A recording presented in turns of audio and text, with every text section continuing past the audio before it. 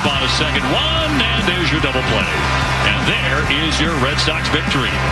Final score tonight, 4-1. Red Sox back over 500 with a record of 79-78. Yeah, that was a wild game. I mean, it was a lot of walks, a lot of things happening. Guys getting picked off. But in the end, Red Sox prevailed with 4-1. Red Sox actually passing their win total of the last 2 years. That's right. Red Sox last night got their 79th win. Last 2 years, they finished 78 and 84. But that in and of itself is not the statistical milestone that I was just talking to Felger about, Jimmy Stewart. And those of you out there, I said that there was a very significant development that took place in Toronto last night with the Red Sox victory over the Blue Jays. 4-1 was your final score. Jimmy Stewart, do you know what it was? I don't. I'm interested. Okay. Last night in Toronto, and let me get this right, okay? I want to get it completely right. That's the goal, Mazz. Yes, that is the goal. I want to get it, but I want to double-check something and make sure that I am right. Big T's. Wrong. Okay. Last night, the Red Sox assured that they cannot finish last in the American League East. Oh. So for the first time in 3 years, let's see, 22, 23, 24, they 22 and 23, they finished last. This year, they cannot finish last. Last night ensured that they will finish ahead of the Toronto Blue Jays in the American League East. Toronto's maximum win total with 5 to play is 78 wins. Let's do this again, Tony. You have no idea how appropriate this is, Jimmy. You have no idea, because wait until you hear what Alex Cora said when he was presented with this very fact last night. We'll get to that a little bit later. But you want a party? Fourth place, baby. Fourth place. Woohoo! There you go. No last place finish. Progress. We're headed in Mazz, we're headed in the right direction. When are we bringing up the kids? When's Anthony coming? What about Maya? Teal, when are they coming? Did you see the year Houck had, Mazz? Yeah, here we come. We're on the way back. I don't know if I'm going quite that far, but you get the idea. Red Sox will have a minimum of 79 wins. The Blue Jays will have a maximum of 78. That means that at worst, you will finish in fourth place in the American League East.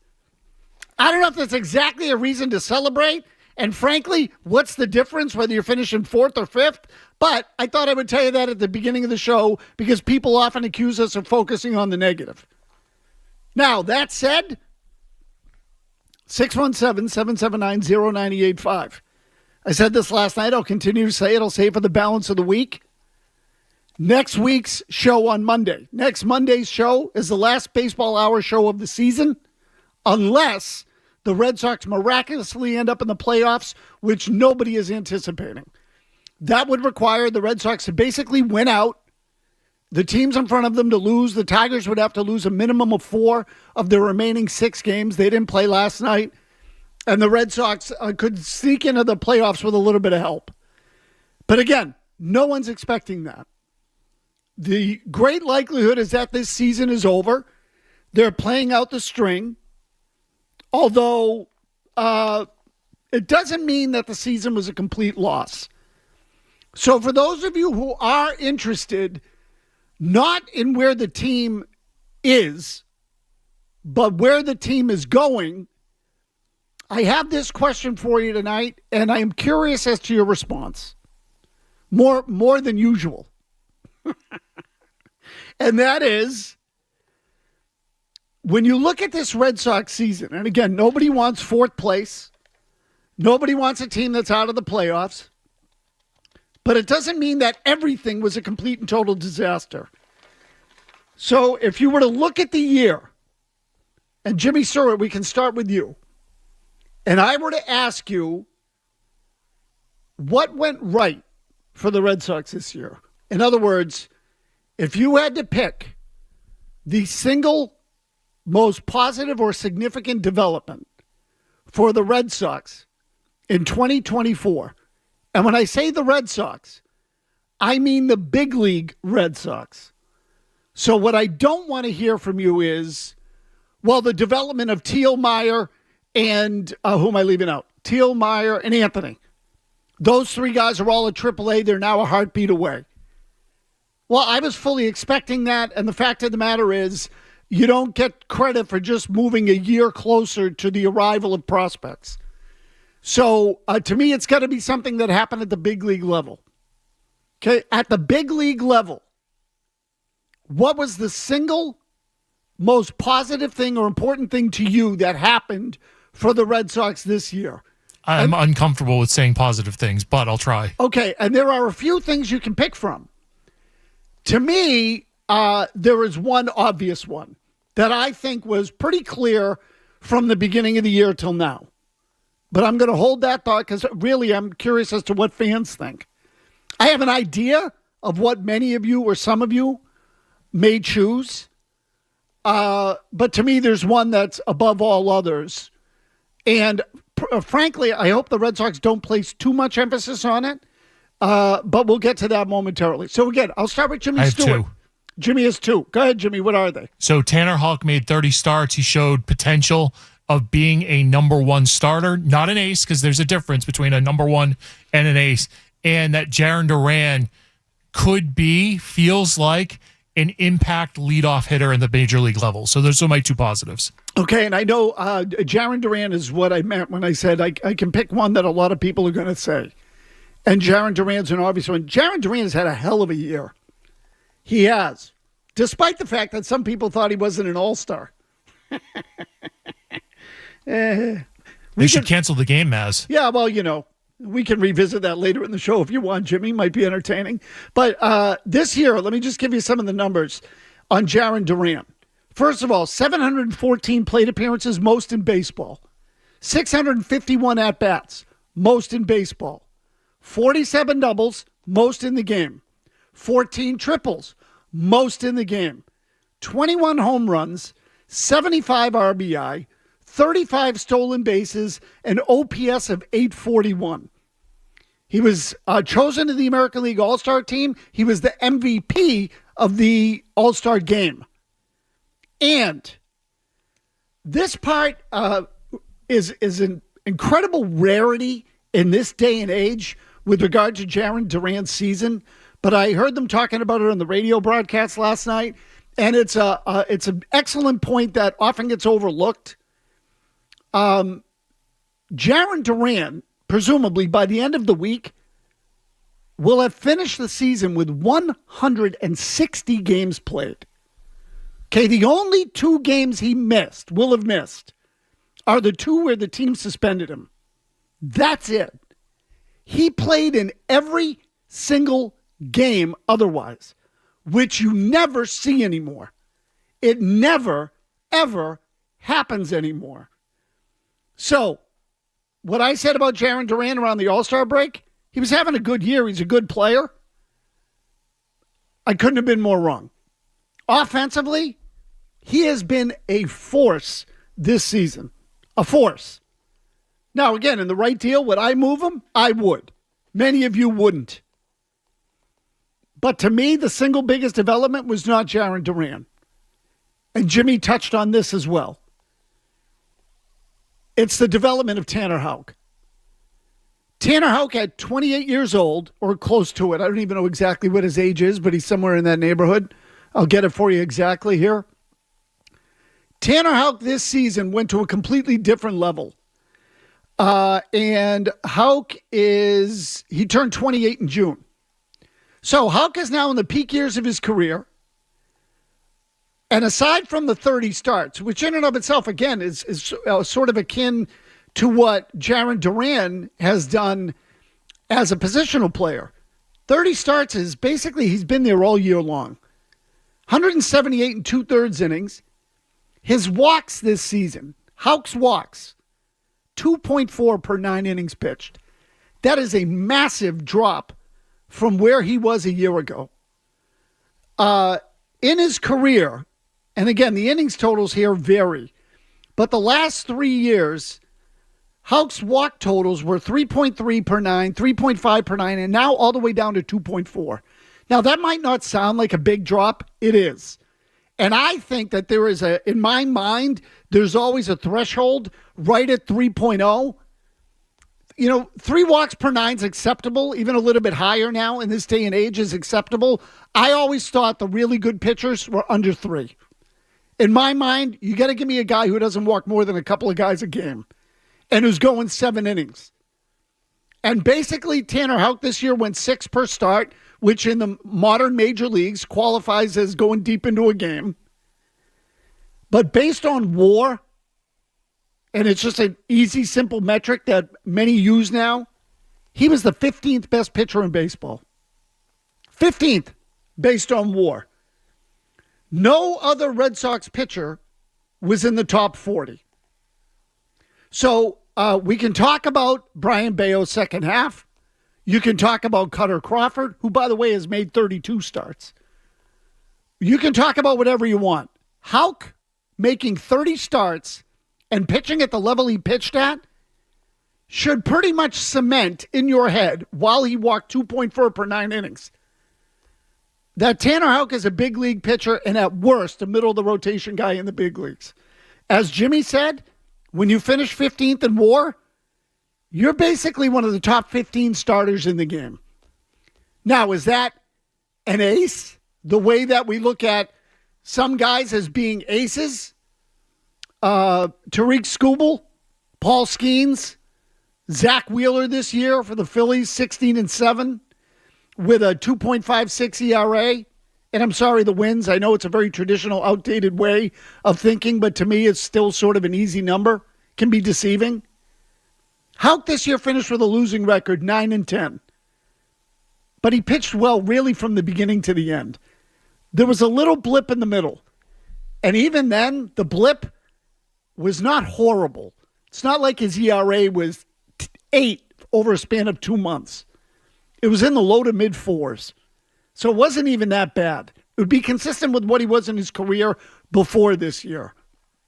Tanner Houck, to me, the single most important development for this Red Sox team. And let me just add before we go to break, and then we'll take your calls. Because, again, I want to know what the most important one was for you as a fan. I hope that the Red Sox don't put too much stock in what Tanner Houck was this season. He was good. I don't know if he's the kind of guy that can truly carry a staff. As Jimmy would say, not an ace, a number one. Or as I would say, not an ace, but the ace. He's more of a, yes, he's the best pitcher on your staff, but you need someone better. Then you might be in business if Tanner Houck can replicate. 617-779-0985. Alex Cora had something interesting to say about the Red Sox pitchers, starters in particular, that I think was a little exaggerated. And what's the right way to describe this? Well, I'll tell you what. We'll play it for you when we come back, and we'll go from there on the Baseball Hour. Stay tuned for more of the Baseball Hour on the Sports Hub. Hey, it's Mazz for Bigelow T. And like most people, you know what I...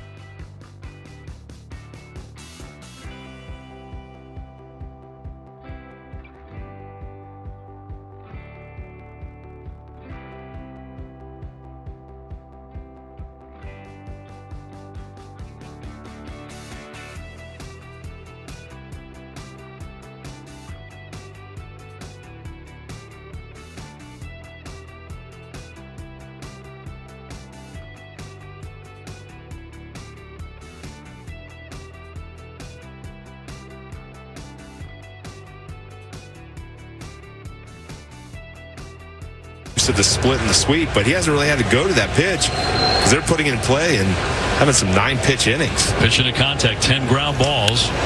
Fly ball here to left field for Duran. Jaren backing up, and he's got it. 2 stranded.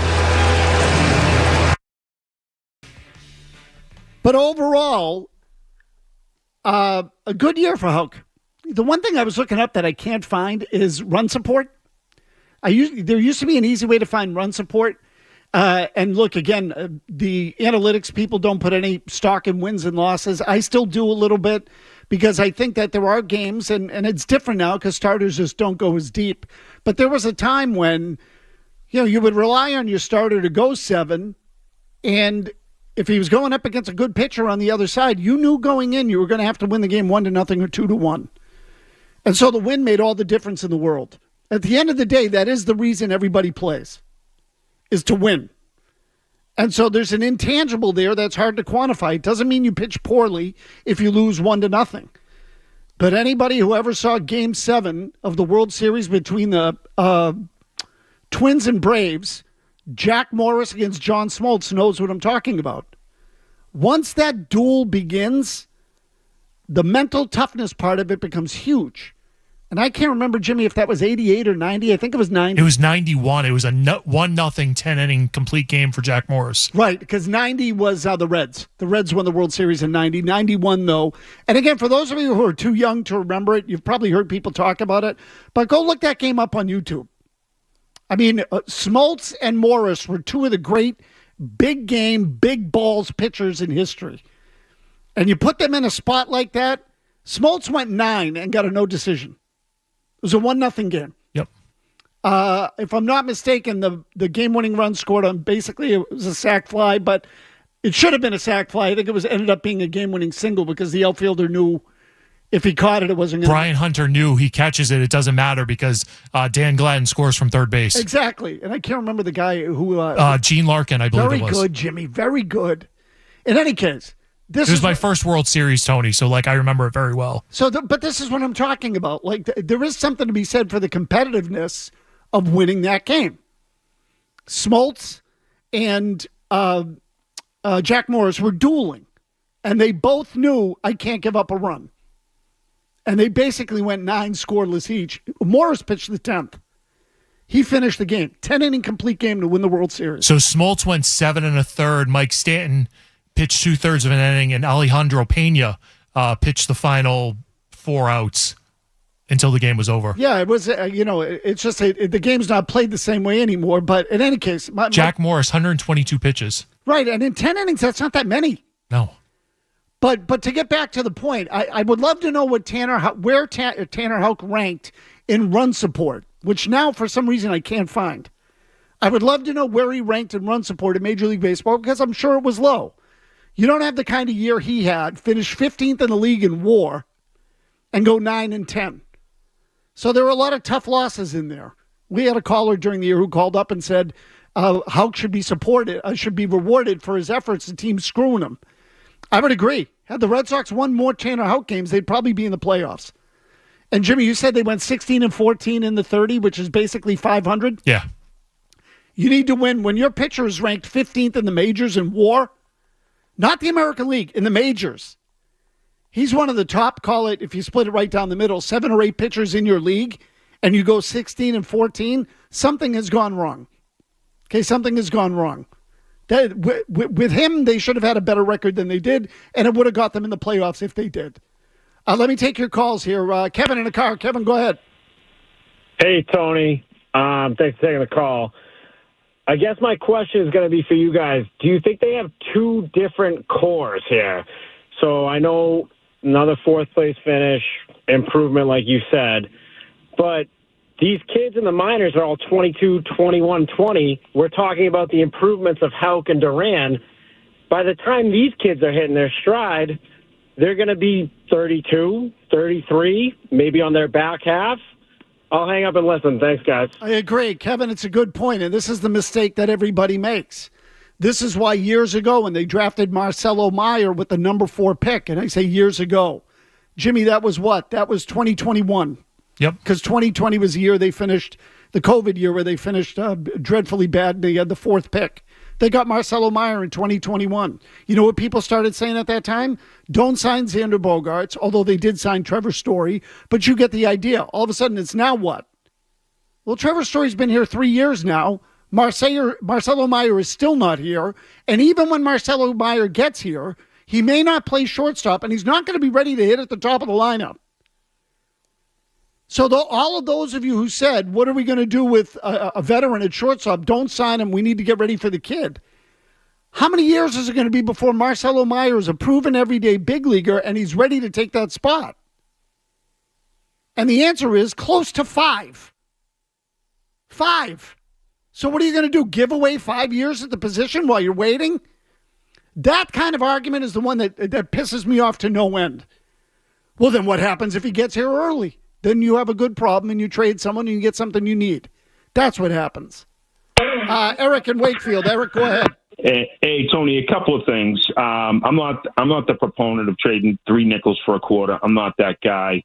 But I want to get to the first of whether I think the Red Sox lost the season, and then I just want to propose something to you, and I'd love to hear your take on it. Sure. I think they lost the season when they were 1.5 games up on the All-Star break in the wild card, when they knew Jansen wasn't going to pitch in Colorado, and Slayton and Martin were both on the DL, and he wasn't active to grab a reliever or two, and they lost 4 out of 5 games from the 8th inning on, or extra innings on that road trip when they went 1-5 out of the All-Star break.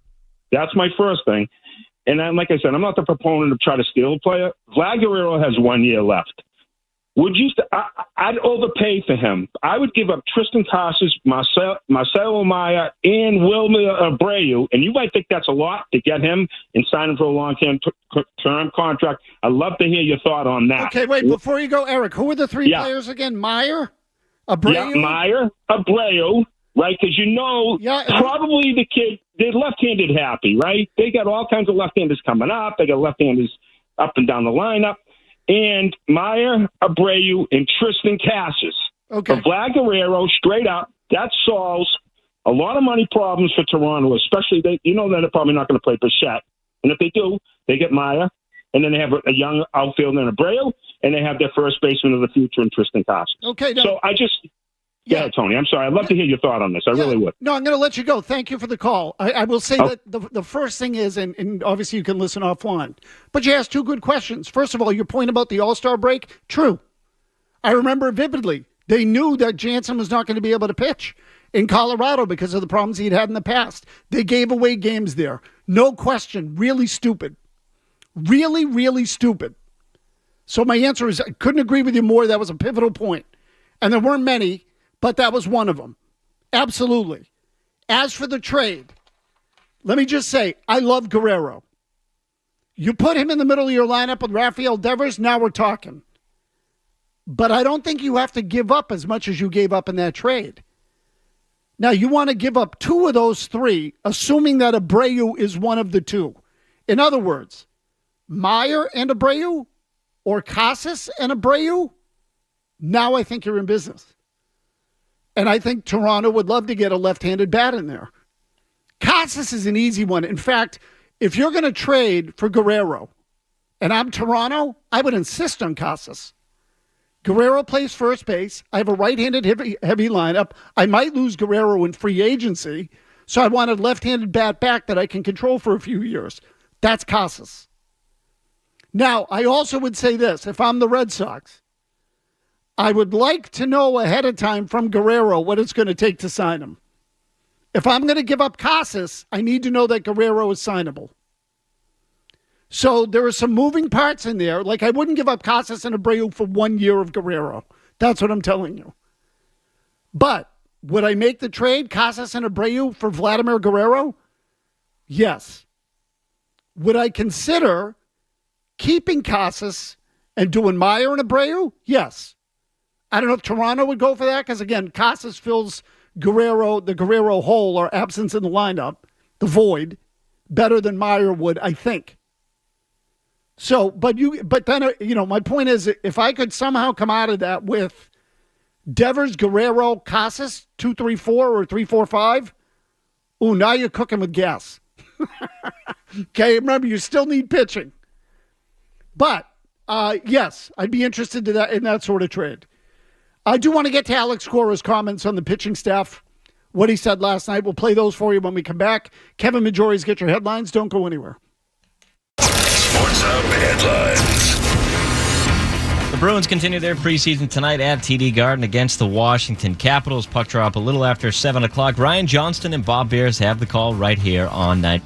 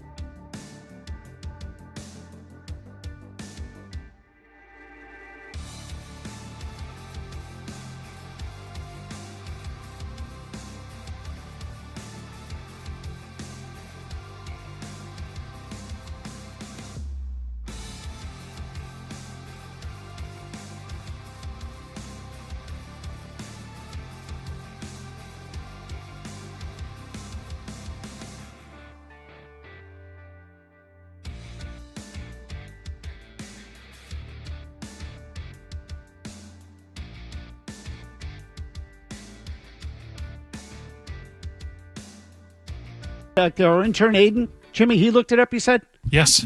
Okay, so this is with a minimum of 90 innings pitched. And typically, it's changed now, but, historically, the way you'd assess starters is over a minimum of 162.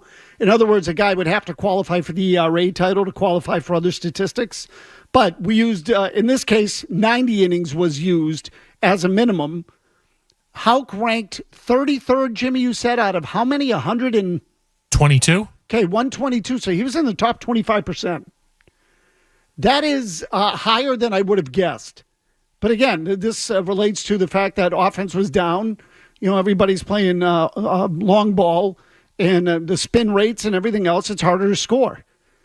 So the fact that he finished in the middle upper quarter really of run support at 4.9 runs per game should tell you plenty. That in another year, that would have been a mediocre number. My guess is that, you would have come in almost exactly in the middle with around 5 runs per game. The guys who typically lead in that category used to be over, 6-7 runs a game if you were in the top 5 or 6 in the league. And that might still be the case, but I just think it's reflective of the era as well. I want to play just a couple of comments for you from Alex Cora. Really one more important than the other. The second one has to do with the big picture. But the first one was on the pitching staff. And Cora was asked about Tanner Houck in particular, but he really gave an answer that applies to Houck, Crawford, Bayo. You get the idea. Here is, I believe the question was from Alex Spear of the Boston Globe. To be able to have that foundation of 30 starts, what does that represent for a pitcher? You got to ask him. But I know that for us, all these kids that we pitched this season, not kids, man, they're 26, 27, right? But, they took a step forward, and that was the plan. Going into the season, when Lucas went down, and obviously G-Witt, they knew that they were going to pitch. And the way they finish in the season, let's see what happens, they've been great, throwing strikes, inducing to weak contact, keeping the ball in the ballpark, and giving us 5 or 6 innings every outing. So now, can I tell you which part of that comment bugs me? They've been great. Really? Have they been great? Tanner Houck was pretty good. I'll give you Houck. Houck was pretty good. And you heard Cora say there, Lucas Giolito, once we lost him, the guys knew they were going to have to pitch. And he says, and we lost Giolito and Garrett Whitlock. They lost Whitlock after Giolito. Whitlock was in the rotation. He broke down again. So Whitlock, if we're gonna do this experiment and really assess it, Whitlock's part of the discussion. Garrett Whitlock was a fail. They put him into the rotation, and he failed. He got hurt again. And I like Whitlock, but he failed. So they lose there. Houck, I'll give them as a win. What about Bayo? Jimmy, what do you say about Brian Bayo? Win or a loss? On the season, I'd say Bayo's a loss. So I would too. He's better at the end, and that counts for something in terms of recency bias, because what happened at the end of the year is obviously the most recent thing in your mind. And frankly, if you believe in sort of the carryover effect, that it should be more important than the beginning. In other words, if a guy starts out strong and finishes poorly, you don't go into the offseason feeling especially good about the player. With Bayo, he gets some of the benefit of the doubt. But the fact is that the first half of the year, Bayo was a huge disappointment. It got better at the end. If you're asking me, he still walks too many guys. I'd like to see that come down a little more. It's about 3.5 walks per 9. It's not horrible. It's probably about average in this day and age. But even so, I'd like to see the number come down. Command the baseball, control the situation. That's what the good ones do. Again, if you're into this sort of stuff, look up Tanner Houck's delivery from a year ago. Then look it up now. Totally different, much more in control of his body, much more poise and command on the mound. Bayo needs to make the same step. I don't trust Bayo yet. And this is my message to the Red Sox. Don't take this thing with the young pitchers too far. Houck went in the right direction. Bayo, to me, at the end of the day, ends up coming in at the same spot he left. The only thing you can say about Bayo is that he did pile up some innings relative to other years in his career. And I should even check that because I don't remember what his innings total was last year. He might have actually pitched fewer innings this year. So Brian Bayo a year ago pitched 157. This year he's 158 and a third. It's the same. Same innings total. Last year the ERA was 4.24. This year it went 4.49. So not much really, Bayo maybe, I'd say is flat. I don't think Bayo is, at best, it's a tie. Tony, I think Bayo took a step back because what my eyes told me in watching these games is Bayo emotionally can't handle a mishap behind him, a bad defensive play, an umpire squeezing him in the zone. It would just spiral for him. Once he gets through that, maturity on the mound, he'll be great. He can be great. But until he gets through that, something went wrong behind me, I can't figure it out, he's going to be this same pitcher, a 4.5 ERA. So, Jimmy, I would agree with you. The only thing I would say is that at the end of the year, it got better. It got better. There was one start where he kind of had a meltdown. He got out of it, and Cora brought him back out after like 85 pitches in a start, and he had a clean inning after that, and then Cora took him out. But that's one example out of probably about 15 during the season. Of course, absolutely. But I would also say that it came at the end, which suggests some growth. Suggests it. We don't know. He felt a little more stable at the end. But at the end of the day, do you look at Bayo and say, "Ooh, I feel good about him going into next year"? Or do you say, "Well, it depends which one shows up"? And I think it's the second thing. So he was behind early.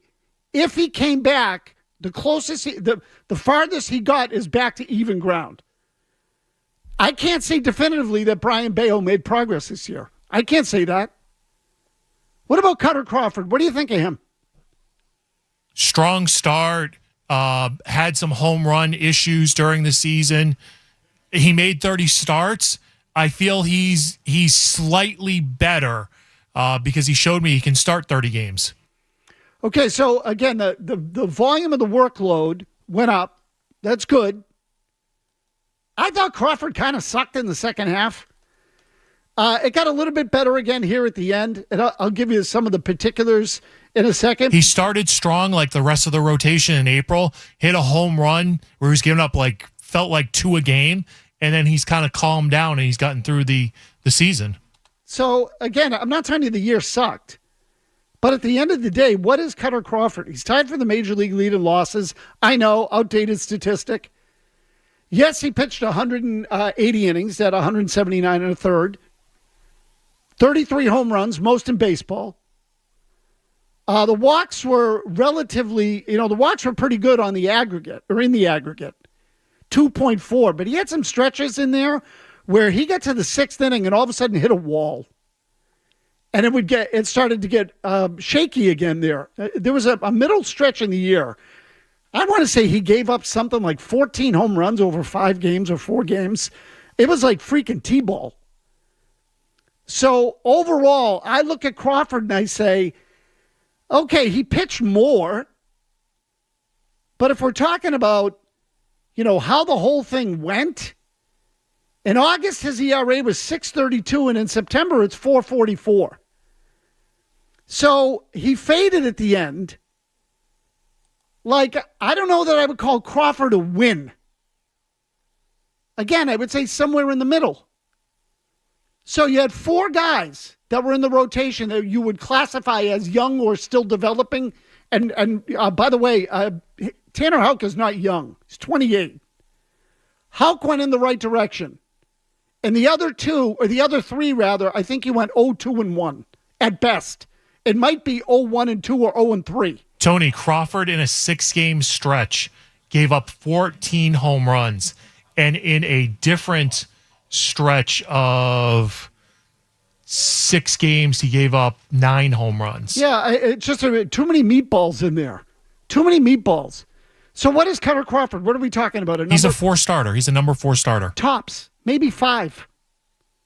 So again, what? I'm going to get excited about the fact that you found a 5th starter? The Red Sox got 3, 4, and 5. They got that. Nick Pivetta was actually pretty decent. Not that I'm re-signing him. They need front end. If they're smart, they won't take this too far. Yes, some of it was good.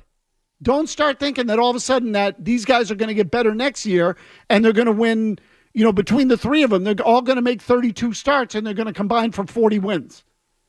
Don't get stupid. This is what the concern is with the Red Sox. Ryan and Derry with a good question. Go ahead, Ryan. Yeah. Besides the fact that his name makes me giggle every time I see it or say it, but do the Red Sox have something with Richard Fitz? I saw that the stat his first 3 starts he's gone 5 innings without allowing a run. Correct. Yep. And so it's a good question. Fitz joined the rotation late in the year. 3 starts, no runs. And this is a cop-out of all cop-outs, but the answer I'll give you is that I need to see more. So can I tell you this? I don't think his stuff is really all that overwhelming. And frankly, I'm wondering how he got through 3 starts of 5 innings without giving up a run. He feels vulnerable to left-handed hitters to me, and yet he did well against them. But some of those pitches he threw to lefties hung in the middle of the zone, and the hitters just missed them.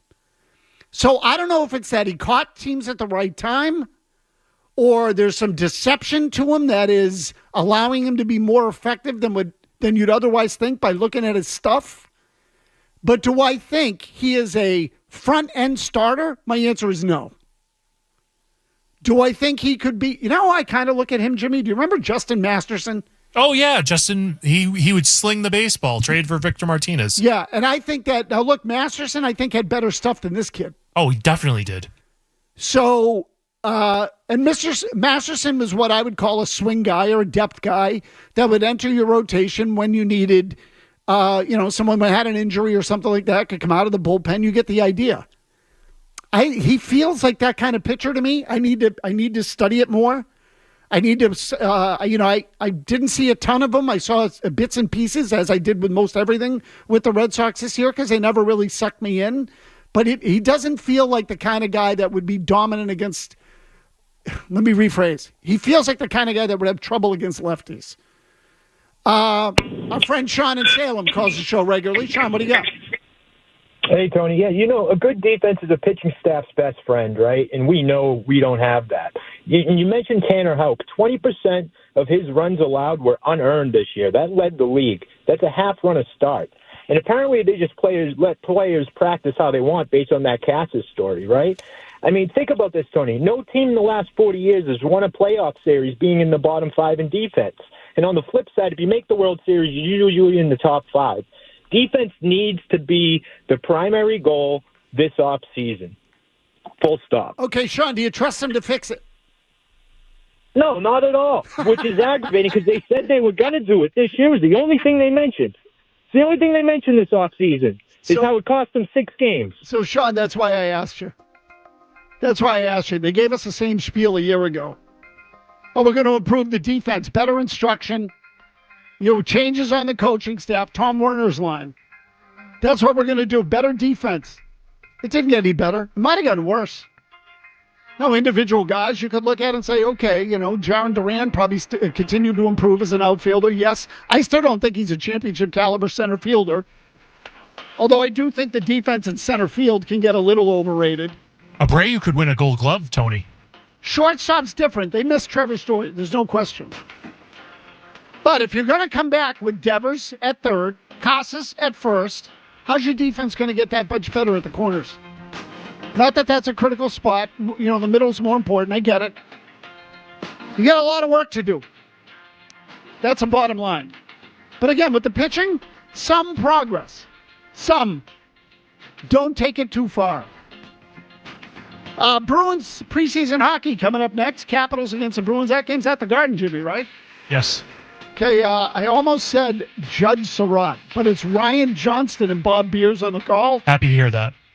So Ryan had his first game over the weekend against the Rangers, right? Correct. Ryan's second game. He was outstanding on the call. I have no doubts. The rest of you, will catch you tomorrow. Jared Carabas will be here on the Baseball Hour. Joe Murray coming up at 7 o'clock. Have a good night. Oh, no, I'm sorry. The Bruins are coming up at 7 o'clock. We'll catch you tomorrow. Stay tuned for more of the Baseball Hour coming up on the Sports Hub. At Feldman Geospatial, we excel in delivering the data, insight, and expertise that